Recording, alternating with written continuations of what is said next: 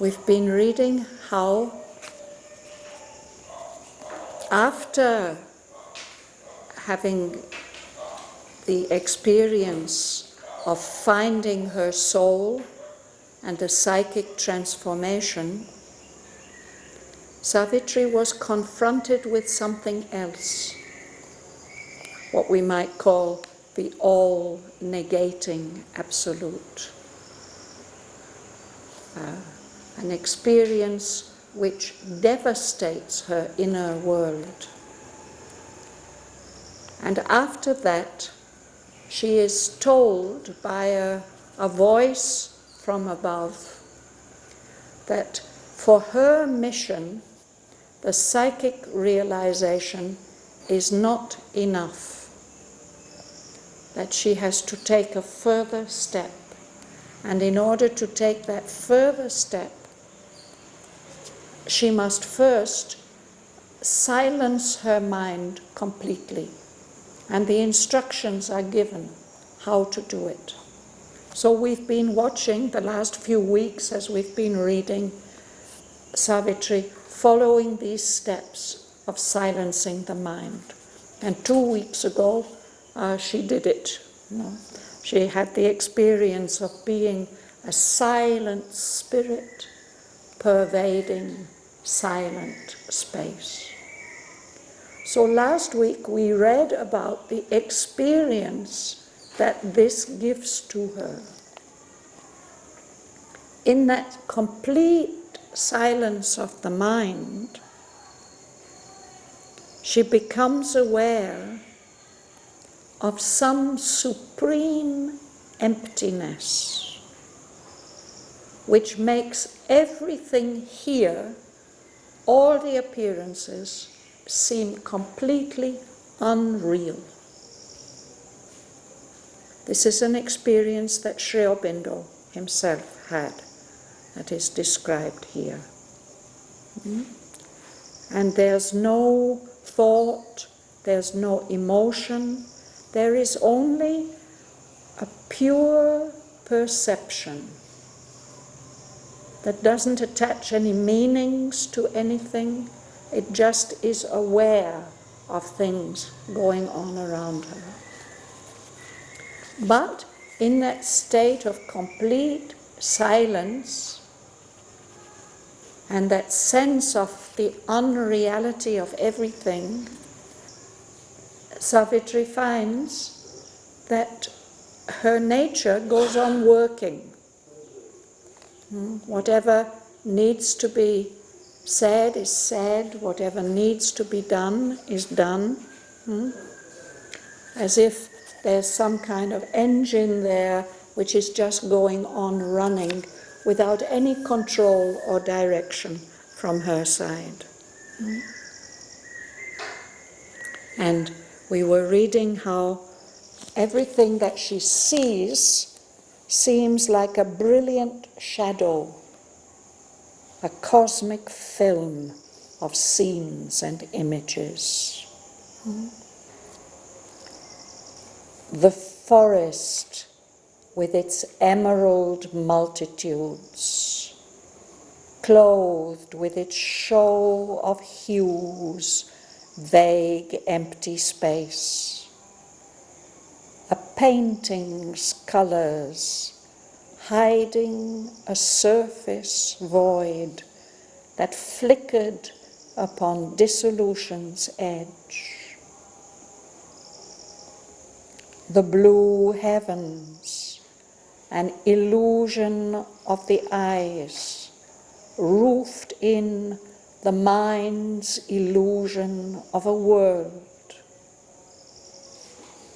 The men who walked beneath an unreal sky seemed mobile puppets out of cardboard cut and pushed by unseen hands across the soil, or moving pictures upon fancy's film. There was no soul within, no power of life. the brain's vibrations that appear like thought, the nerve's brief answer to each contact's knock, the heart's quiverings felt as joy and grief and love, were twitchings of the body, their seeming self. That body, forged from atoms and from gas, a manufactured lie of Maya's make, its life a dream seen by the sleeping void. The animals, lone or trooping through the glades, fled like a passing vision of beauty and grace, imagined by some all-creating eye.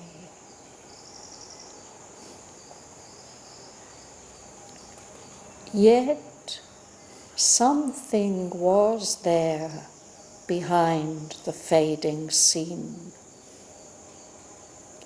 Wherever she turned, at whatsoever she looked, it was perceived, yet hid from mind and sight.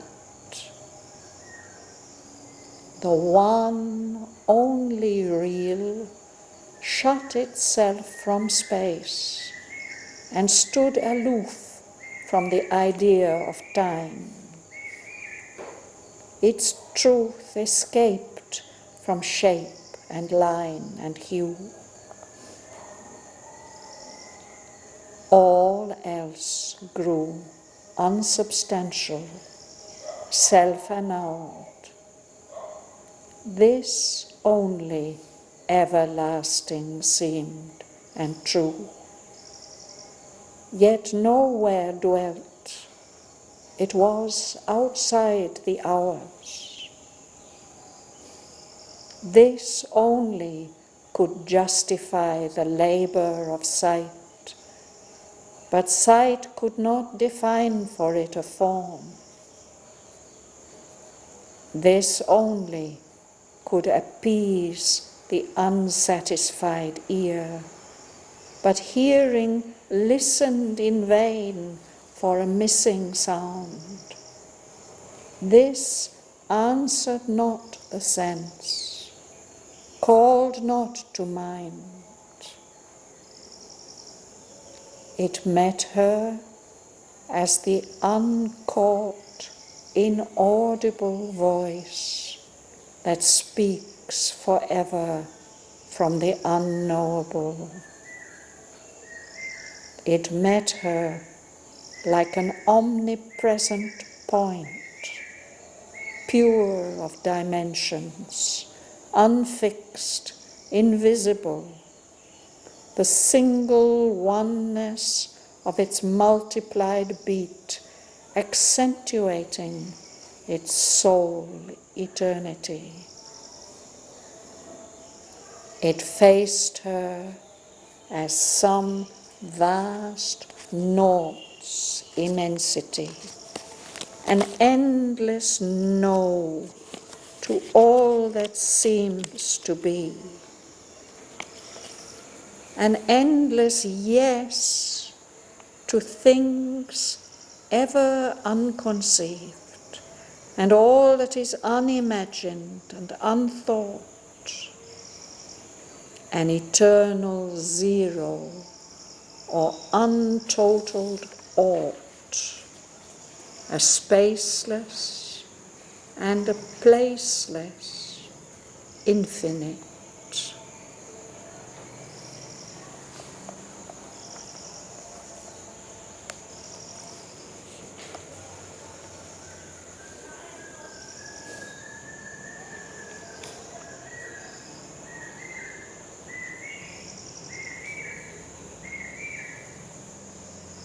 Sri Aurobindo is describing, evoking for us an experience which is very, very difficult for us to conceive of or imagine.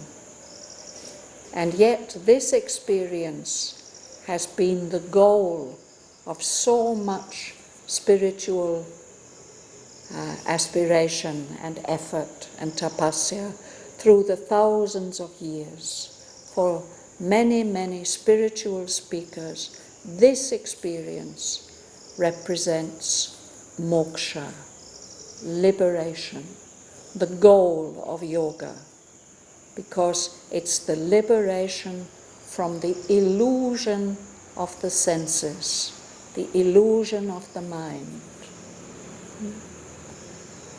For Sri Aurobindo, he called this his first major spiritual experience.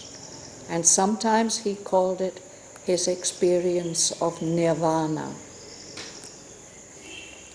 And sometimes he spoke of it as his silent Brahman experience. So it's the experience that when the mind is completely silenced and is no longer working, what is perceived first is this unknowable reality, as if the only thing which is real cannot be perceived, cannot be contacted.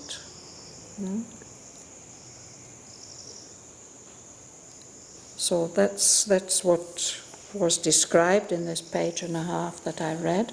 Now let's look at it in more detail, sentence by sentence. But Shraddhavan, I have one question. When you tell about supreme emptiness, what is This is an experience which some yogis have had, which Sri Aurobindo himself had, that he expressed. I cannot express it. He expressed it as an experience as if there's a supreme emptiness, which makes everything that the mind has been familiar with, everything that we experience here, it gives us the perception, or it gives to that yogi the perception, that all this is completely unreal. Yeah. So let's follow the how it goes. You will begin, Dhanalakshmi? Yeah. The forest with its emerald multitudes, clothed with its show of hues, vague empty space, a painting's colors hiding a surface void that flickered upon disillusion's edge, the blue heavens, an illusion of the eyes, roofed in the mind's illusion of a world. Roofed in. The verb is to roof in. The sky is roofing in the illusion of a world. So she goes on seeing all the appearances around her. She's there in the middle of the forest with its emerald multitudes, all the many, many green trees, a multitude. There's very many things, and these are green. These are the trees and the bushes with their green leaves. She sees that forest and the trees, but what she sees, they seem to be just a covering, a clothing,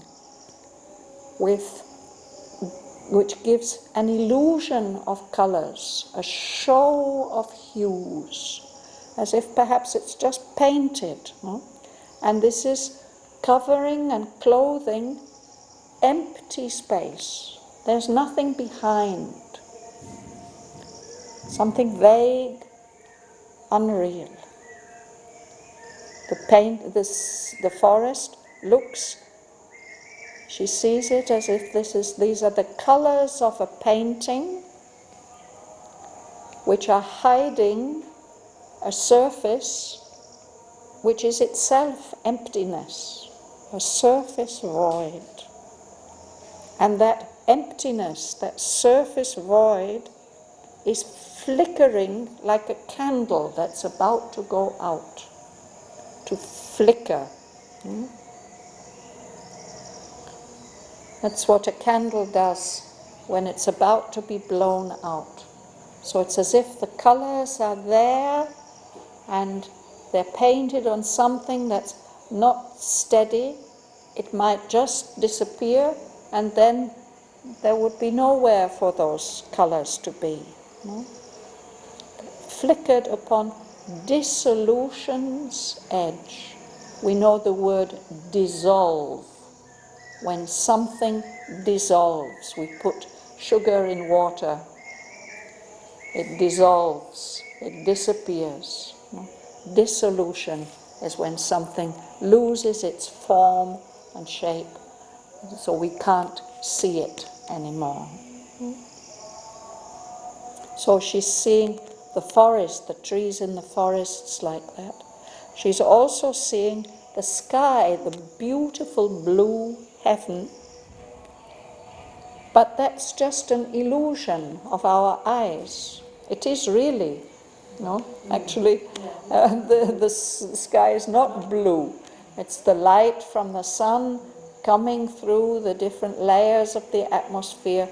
From here, from underneath, it gives us an impression of a solid blue, but there's no blue there really. It's an illusion of the eyes. So that blue, that beautiful blue heaven, is roofing in. It's like a roof covering up. It's acting as the roof for the world, for this world, this earth that we live in. But that too is not real. It is seen to be an illusion of the mind, something that's not real, something that we're not really seeing. It's not really there. But this forest and this painting colors, this represents what here? This cosmic film of scenes and images? Yes, yes. Yes, he's developing that idea that all that she sees is like a film, an old-fashioned film. Nowadays we have these HD images that look so real, no? But when Sri Aurobindo had this experience, films were something very different. But that's what he felt like, that everything is like a flickering image, a cinema image which has no substance behind it. It's just flat. It's not real. And she sees people. That's in the next sentence. No? You will read, Suresh?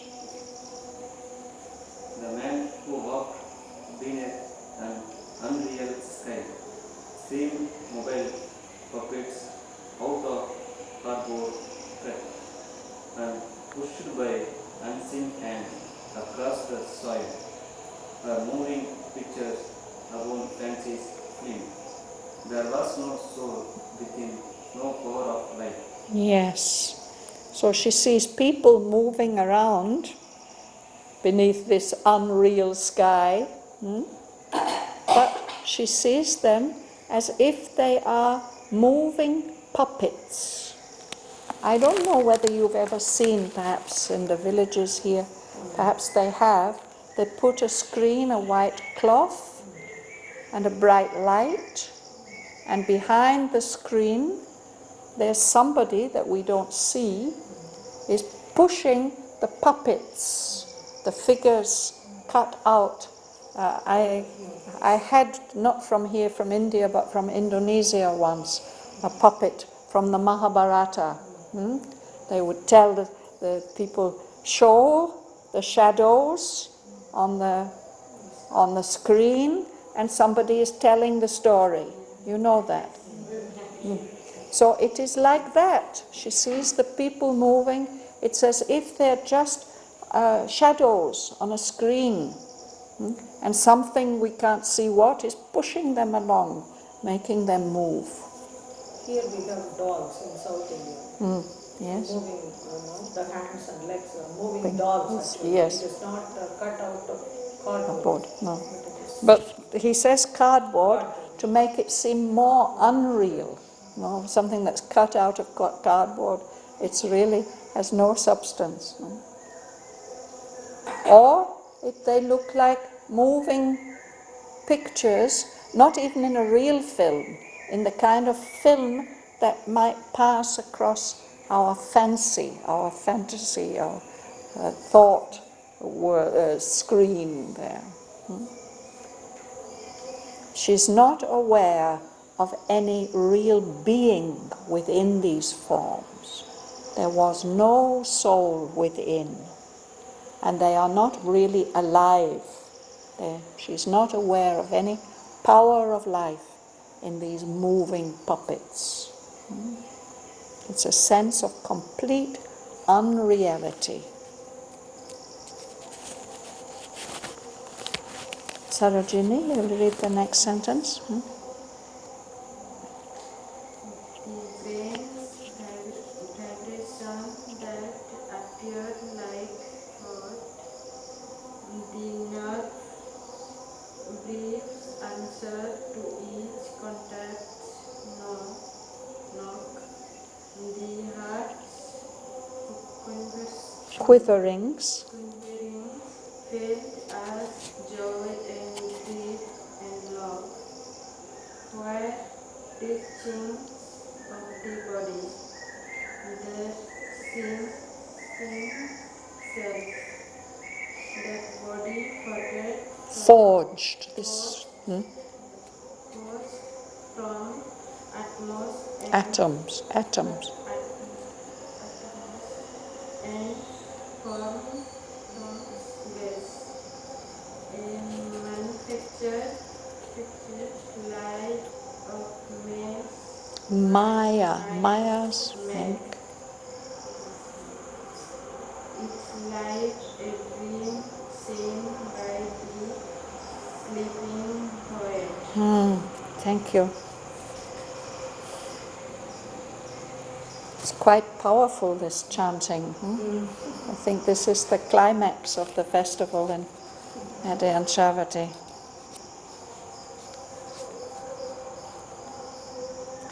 So it's not only what is appearing, it is what is happening, the movements, the vibrations in the brain that normally appear to us as thoughts, and the kind of response that our nerves give.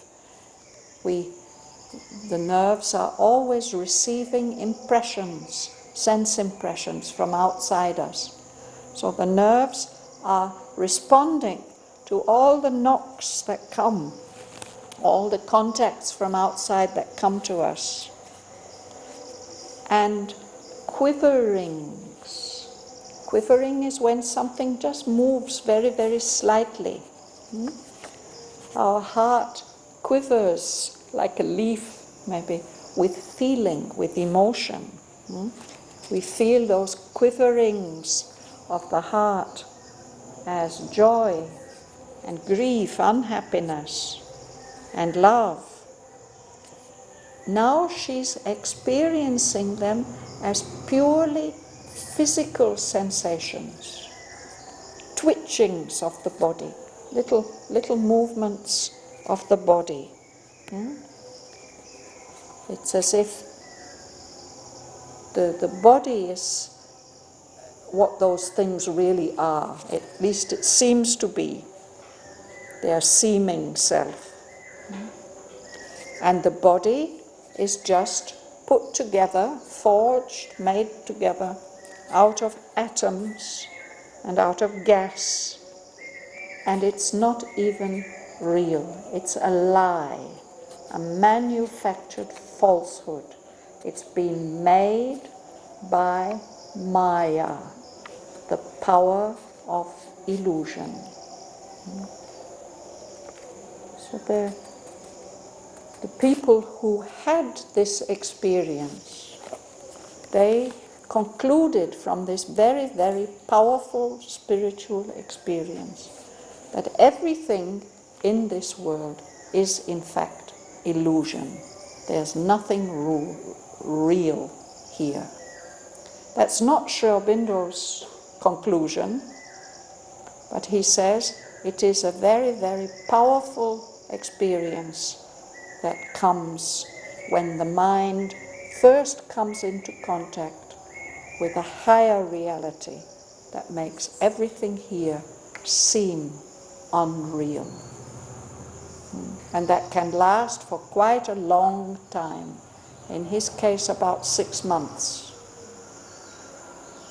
And yet the body went on doing what it had to do.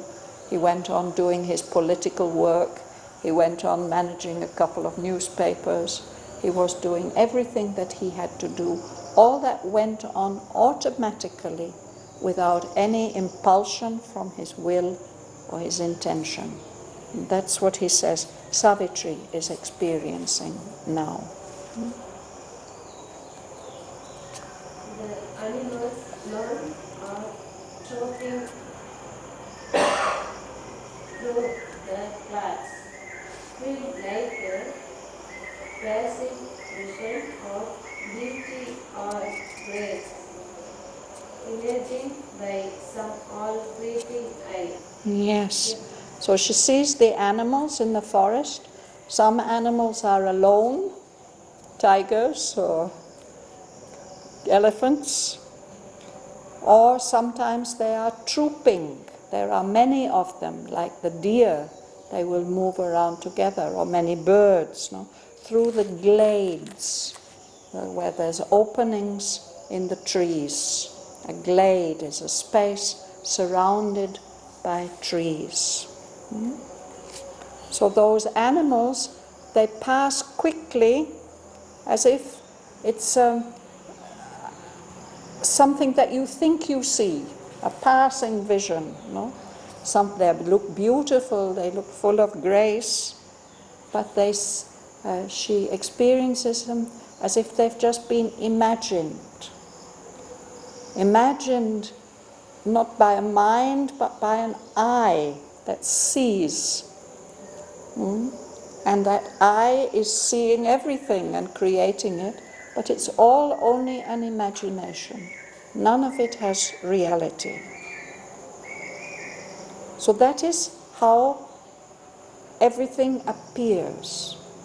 And yet, Sri Aurobindo is going to tell us now, behind that, there's something else. Parry, would you read?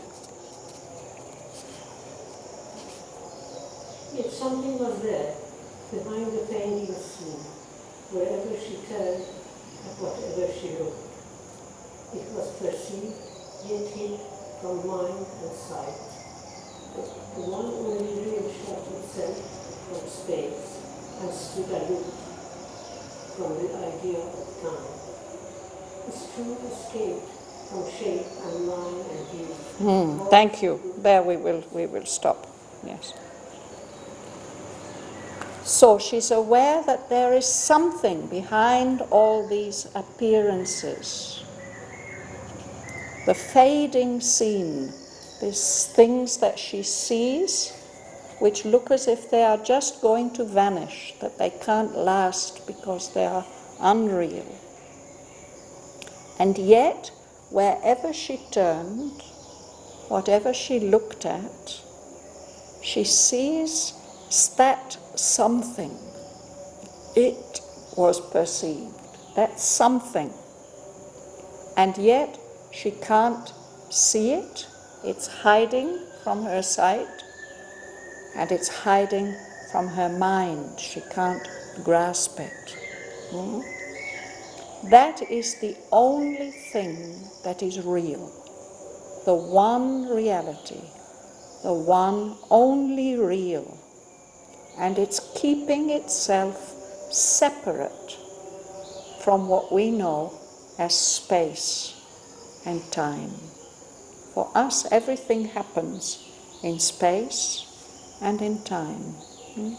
And that reality was keeping itself separate from space and time. And that's the only thing that's real. So everything here in space and time felt, seemed unreal.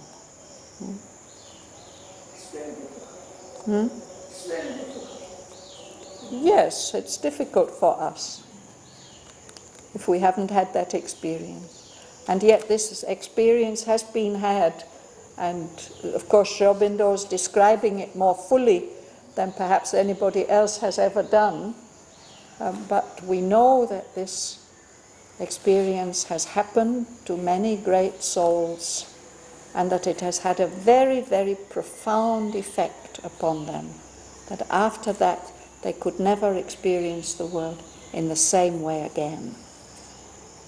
And the whole body of teaching that this world is an illusion, and that the only thing for us to do is to escape from that illusion.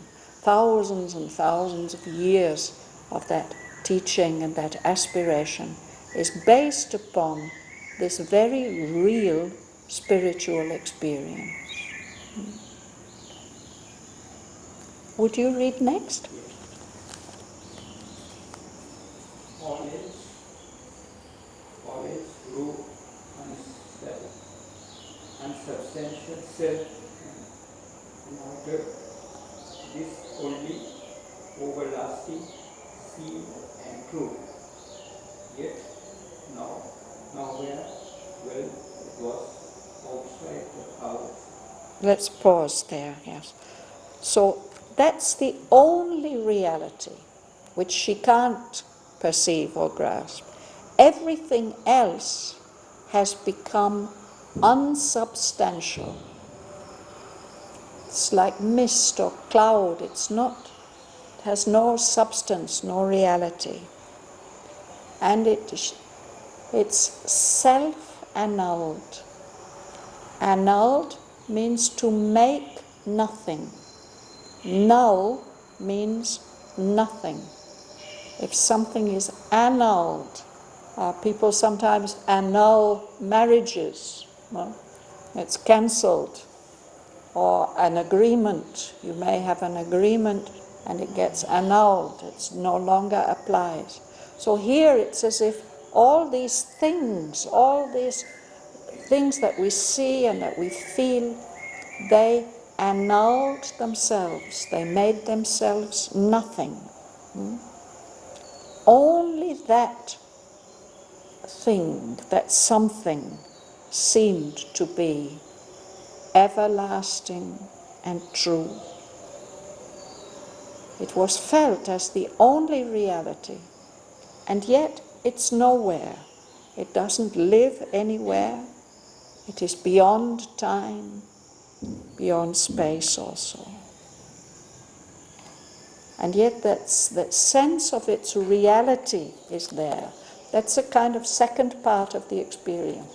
The first part is the sense of the unreality of all this that we normally think of as real. But that happens because there's the sense of something that is really real, and it isn't any of these things. It isn't in any of these things. Joanne. This only could justify the labor of sight, but sight could not define for it a form.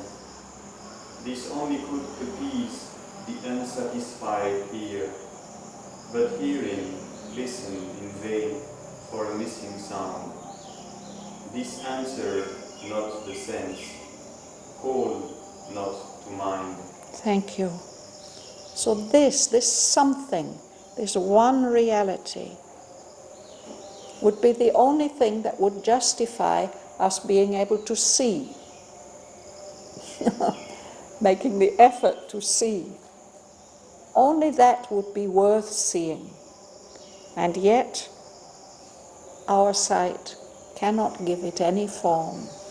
To define means to give a limit to give a form, an outline. Sight cannot give a form to that reality. And for the ear also, the ear, the sense of hearing, would only be satisfied by that something. But there's no sound. It's listening and waiting in vain for hearing something that would be real. That sound is missing. So this something, the one, only real, it doesn't contact our senses. There's no way of sensing it. And the way that we feel that things are there, that they are real, we pick them up through the senses, and the senses through the nerves. They carry that feeling, that sensation to the mind, and the mind understands something. Oh, cool, hard, sharp. No? None of that is happening. That real thing is not giving any information to the senses, and so it's not communicating itself to the mind at all. Appeasement. Sorry? This one we could appease. Appeasement. To appease. Here it's connected with satisfied. No, if you have some longing, if you get what you are longing for, then you feel appeased, you feel at peace, you feel satisfied.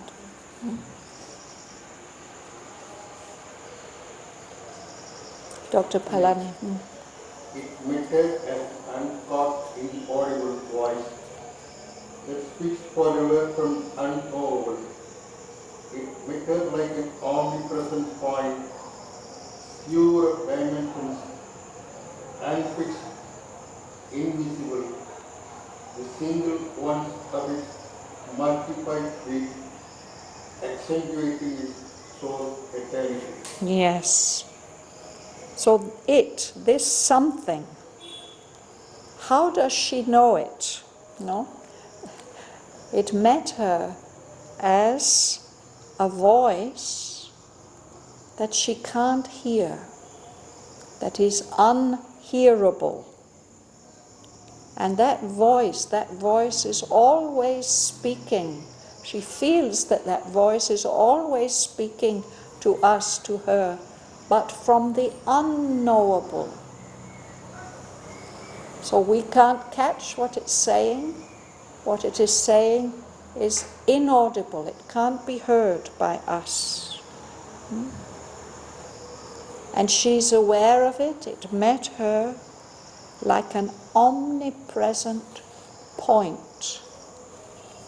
If you study geometry in school, they will tell you about points. A point is something that has no dimensions. And a line is made up of points, and it has only one dimension.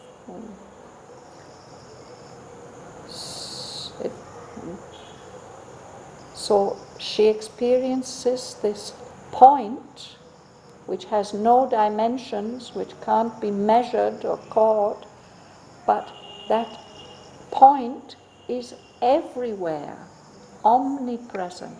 It is everywhere.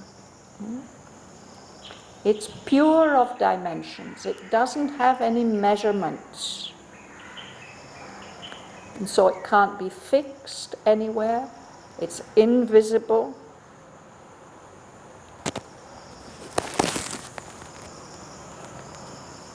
At one point, repeats itself over and over again. It's multiplied beat. But the fact that it's just that one point without any dimensions is repeating itself over and over again accentuates, it points out very forcefully, it shows that that is the only thing that is everlasting and real.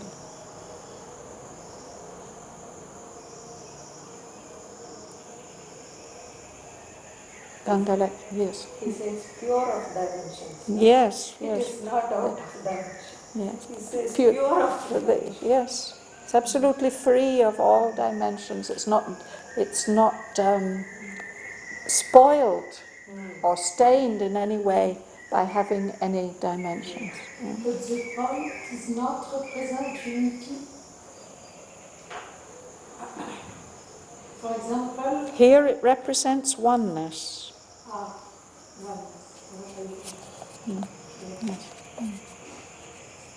You will read? Yeah.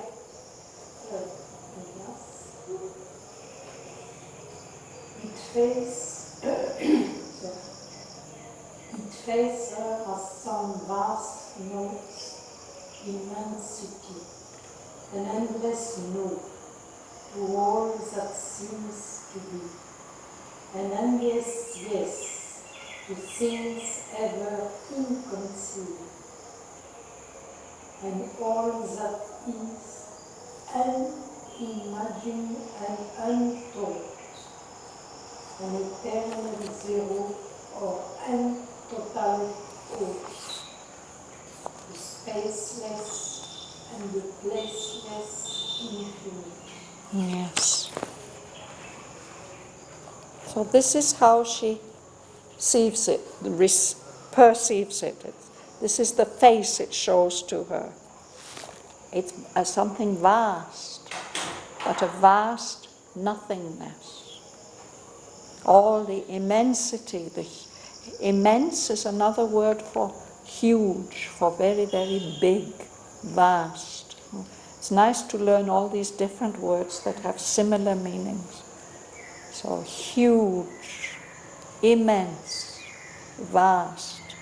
And this is a vast nothing. An endless no. That nothingness seems to be saying no to all this, everything that seems to exist. That nothingness seems to say no, it doesn't exist.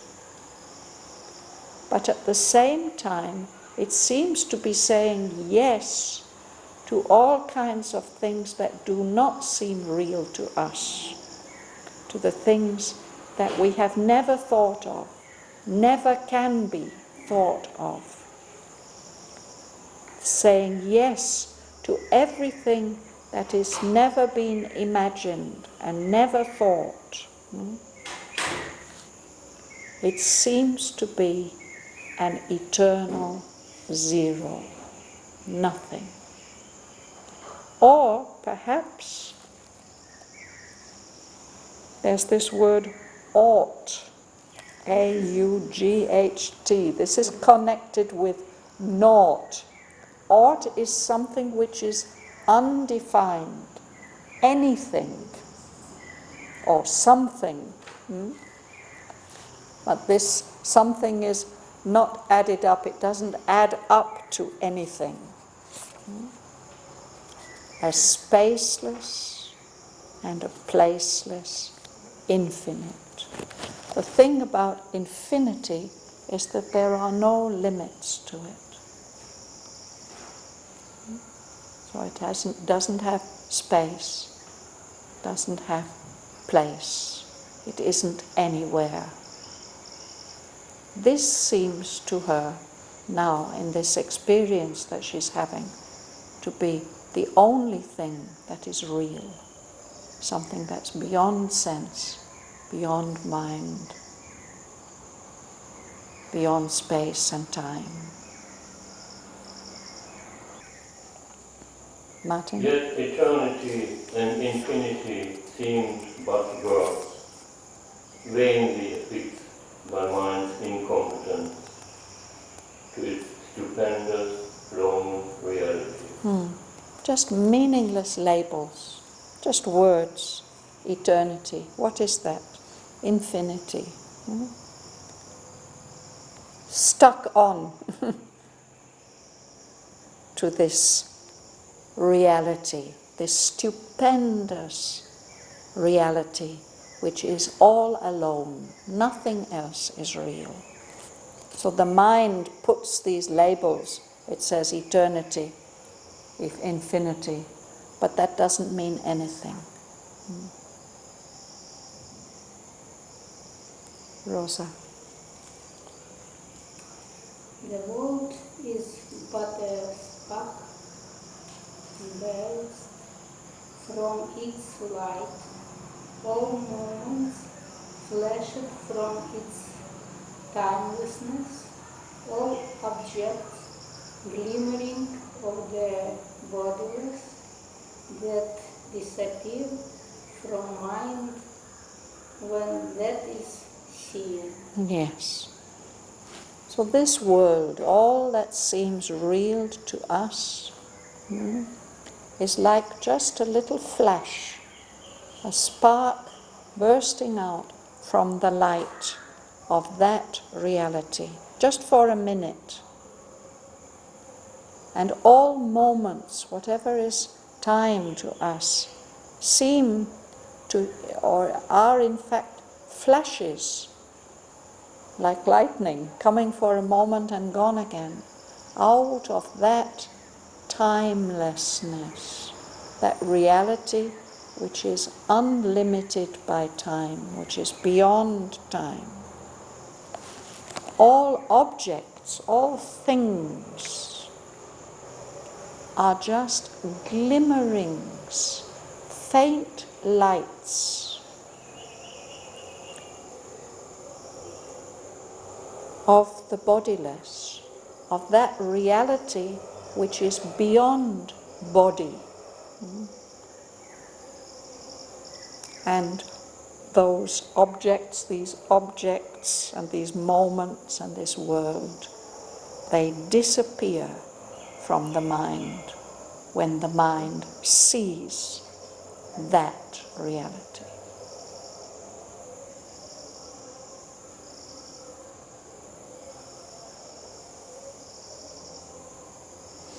So today it was very difficult. When we die and we are bodiless, do we know in our subtle, This is beyond that subtle body that we have. even beyond subtle? Yes, yes. This is beyond space and time and manifestation, everything. I don't know if subtle body has time or not. Yes, it has a different kind of time and a different kind of space.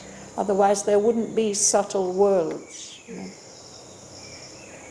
So in Book 2, where Sri Aurobindo describes Asvapati passing through the different realms of existence, he has an experience which is something like this, but it is not yet this. This experience he has only in Canto 1 of Book 3, the pursuit of the unknowable. There he has it. And then immediately he's told, yes, this gives you freedom, but this is not it. This is not the end. You have to go further. So that was Sri Aurobindo's experience also. The state persisted for, as I say, about 6 or 7 months. And then when he was in prison, he had the experience which Savitri will have in the next canto, that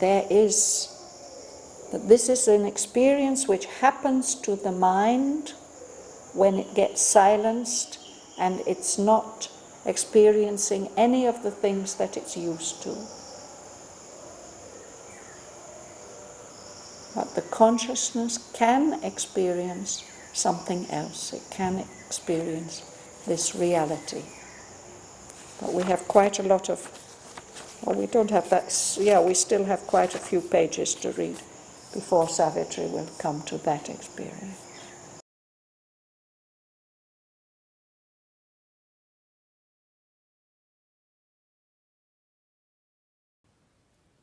The forest with its emerald multitudes, clothed with its show of hues, vague empty space. A painting's colours hiding a surface void that flickered upon dissolution's edge. The blue heavens, an illusion of the eyes, roofed in the mind's illusion of a world. The men who walked beneath an unreal sky seemed mobile puppets out of cardboard cut and pushed by unseen hands across the soil, or moving pictures upon fancy's film. There was no soul within, no power of life.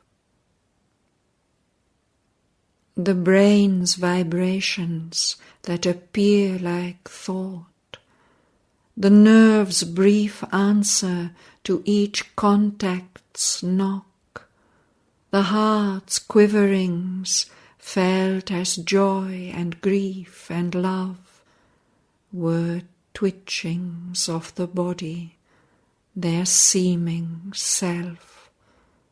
That body forged from atoms and from gas, a manufactured lie of Maya's make, its life a dream seen by the sleeping void. The animals, lone or trooping through the glades, fled like a passing vision of beauty and grace, imagined by some all-creating eye.